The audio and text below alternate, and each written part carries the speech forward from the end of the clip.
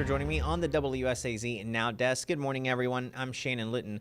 We come to you on the WSAZ Now Desk this morning to give you an update to a story we've been following since last Wednesday, whenever a fire was set at a church in Cabell County. Of course, we've since learned that this man, Richard Hill, has been charged with intentionally setting the fires at the Brighter Day Ministry Church, which is located in the 4000 block of 9 Mile Road in Lesage.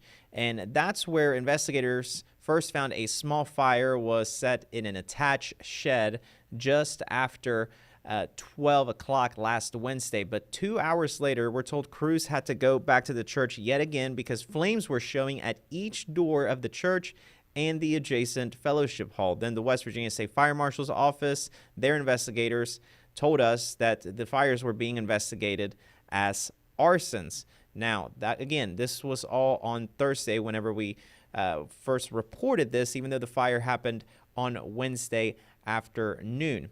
That being said, a man was arrested Friday night, that is Richard Hill. He was arrested in connection with that church arson from Wednesday, and he was charged with second-degree arson, and that's according to a criminal complaint from the Cabell County Magistrate Court.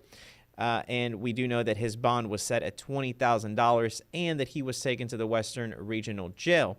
But we are just finding out that Richard Hill, the man accused of starting all of these fires at the church, actually admitted to the crime. And that's according to the criminal complaints. The court documents state Richard Hill told law enforcement he walked from his home to Brighter Day Ministries Church on 9 Mile Road and set the first fire.